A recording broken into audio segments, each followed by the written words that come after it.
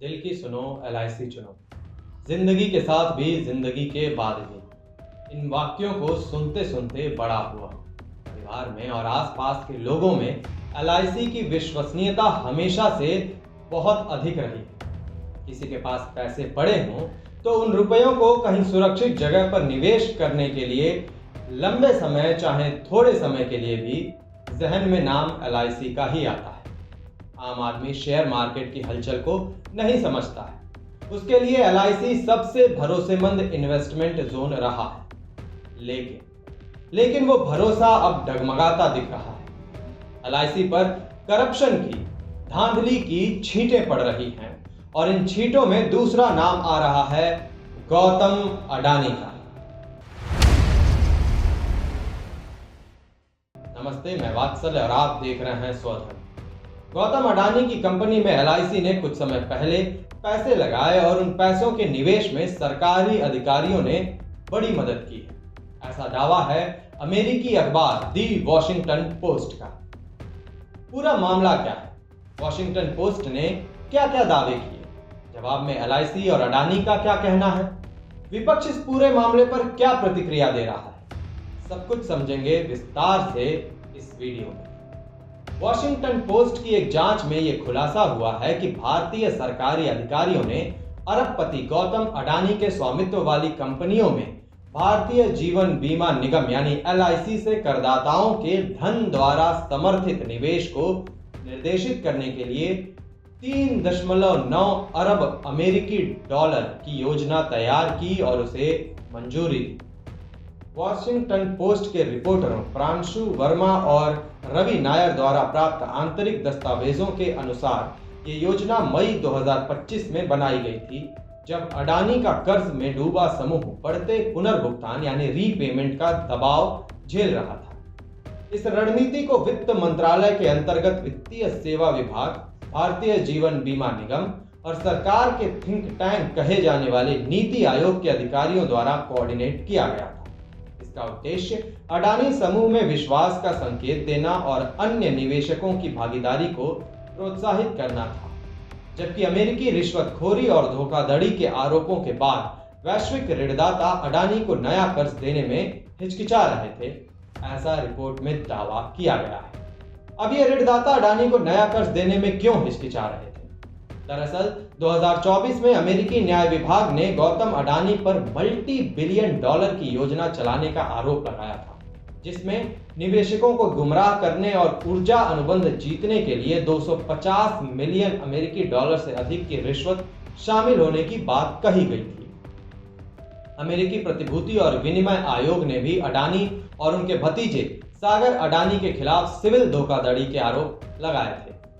अडानी समूह ने उस वक्त इन सभी आरोपों से इनकार करते हुए उन्हें निराधार और राजनीतिक रूप से प्रेरित बताया था और यह दावा किया था कि ये अपराध व्यक्तियों से संबंधित हैं, अडानी कंपनियों से नहीं। रिपोर्ट में उल्लेख किया गया है कि करोड़ों निम्न एवं मध्यम आय वर्ग के भारतीयों की बचत का प्रबंधन करने वाली सरकारी बीमा कंपनी LIC को सलाह दी गई थी कि वो अडानी समूह के कॉरपोरेट बॉन्ड्स में लगभग 3.4 अरब अमेरिकी डॉलर का निवेश करे और अडानी ग्रीन एनर्जी तथा अंबुजा सीमेंट्स जैसी सहायक कंपनियों में अपनी इक्विटी हिस्सेदारी बढ़ाने के लिए 507 मिलियन अमेरिकी डॉलर और लगाए। वित्त मंत्रालय के अधिकारियों ने तर्क दिया कि अडानी के बॉन्ड्स पर 8.2% तक का रिटर्न मिल रहा था, जबकि 10 इयर्स गवर्नमेंट सिक्योरिटीज पर यह दर लगभग 7.2% ही थी। ये योजना बहुत तेजी से अमल में लाई गई। 30 मई 2025 को Adani ports and special economic zone ने 5,000 करोड़ के बॉन्ड जारी करने की घोषणा की, जिसका उद्देश्य मौजूदा कर्ज का पुनर्वितरण करना था, यानी रीफाइनेंस करना था। वॉशिंगटन पोस्ट की रिपोर्ट के अनुसार इस पूरे बॉन्ड इश्यू को मात्र एक ही निवेशक LIC ने पूरी तरह सब्सक्राइब किया। कुल मिलाकर बात यह है कि अडानी ने पहले से कर्ज ले रखा था। उन कर्जों को चुकाने के लिए और कर्ज की आवश्यकता थी जो उन्हें कोई दे नहीं रहा था, क्योंकि निवेशकों को उनमें भरोसा नहीं रह गया था। तो ऐसे में LIC ने अडानी की कंपनी में निवेश करके उन्हें सहारा दिया ये जानते हुए भी कि ऐसा करना बेहद जोखिम भरा हो सकता है। निवेश किया गया धन आम मध्यम वर्गीय भारतीयों का है और उसके वापस मिलने की संभावना बेहद कम है। ये पूरा दावा द वॉशिंगटन पोस्ट की रिपोर्ट में किया गया है। वॉशिंगटन पोस्ट के निष्कर्ष इस बात पर जोर देते हैं कि अडानी का व्यापारिक साम्राज्य भारत की आर्थिक नीति निर्माण प्रक्रिया से कितनी गहराई से जुड़ चुका है। रिपोर्ट में वित्तीय सेवा विभाग के दस्तावेजों का हवाला दिया गया है, जिनमें अडानी को एक दूरदर्शी उद्यमी बताया गया है, जिन्होंने महत्वपूर्ण चुनौतियों के बावजूद असाधारण रेजिलियंस दिखाया।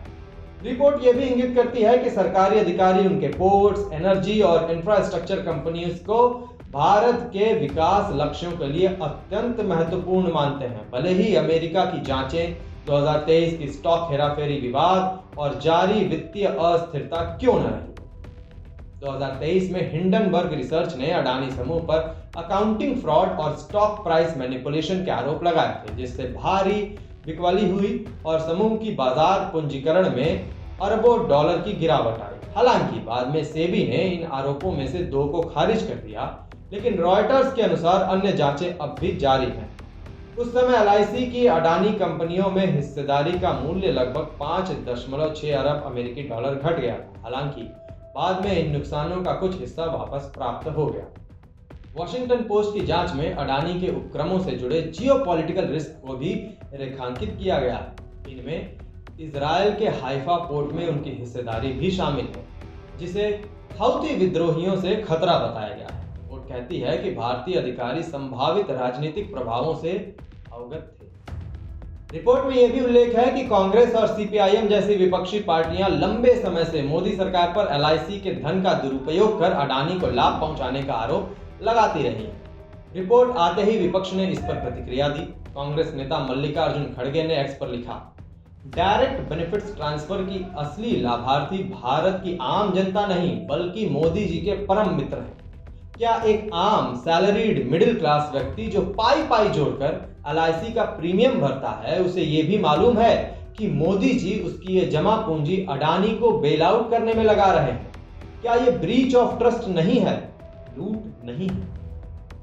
हालांकि वॉशिंगटन पोस्ट को दिए गए जवाब में अडानी समूह ने यह कहते हुए स्पष्ट रूप से इनकार किया कि उसका एलआईसी के धन को निर्देशित करने की किसी कथित सरकारी योजना में कोई भी प्रत्यक्ष या अप्रत्यक्ष शामिल होना है। समूह ने यह भी कहा कि एलआईसी कई कॉरपोरेट समूहों में निवेश करती है और अडानी कंपनियों में अपने निवेश से उसे लाभ प्राप्त हुआ है। समूह ने यह भी बयान दिया कि अनुचित राजनीतिक पक्षपात के दावे निराधार हैं और उसका विकास मोदी के राष्ट्रीय नेतृत्व से पहले का है। एलआईसी ने भी मामले पर प्रतिक्रिया दी है। जानते हैं एलआईसी ने क्या कहा। एलआईसी ने कहा है कि सारे आरोप फॉल्स, बेसलेस और फार फ्रॉम ट्रुथ हैं, मतलब सच्चाई से बहुत दूर। एलआईसी ने अपने बयान में कहा कि लेख में किए गए ये कथित दावे ऐसे प्रतीत होते हैं मानो उनका उद्देश्य एलआईसी की सुव्यवस्थित निर्णय प्रक्रिया को प्रभावित करना और साथ ही एलआईसी की प्रतिष्ठा और छवि तथा भारत के मजबूत वित्तीय क्षेत्र की नींव को धूमिल करना। निवेश संबंधी निर्णय एलआईसी द्वारा स्वतंत्र रूप से लिए जाते हैं, जो कि बोर्ड द्वारा अनुमोदित नीतियों के अनुसार और विस्तृत जांच पड़ताल के बाद किए जाते हैं। वित्तीय सेवा विभाग या कोई अन्य संस्था ऐसे निर्णयों में कोई भूमिका नहीं निभाती। तो ये है पूरी बात। आरोप बड़े हैं, सरकार घेरे में है। अडानी और केंद्र सरकार के बीच साठगांठ के आरोप लगातार लगते रहे। ये पूरा मामला आगे कितना तूल पकड़ता है, ये देखने वाली बात है। लेकिन इन सब के बीच क्या एलआईसी अब भी आपके लिए उतनी ही विश्वसनीय है जितनी पहले रहा करती थी? क्या आप अभी भी बेफिक्री के साथ एलआईसी में अपना पैसा निवेश कर पाएंगे या हिचकिचाएंगे? कमेंट करके अवश्य बताएं। धन्यवाद।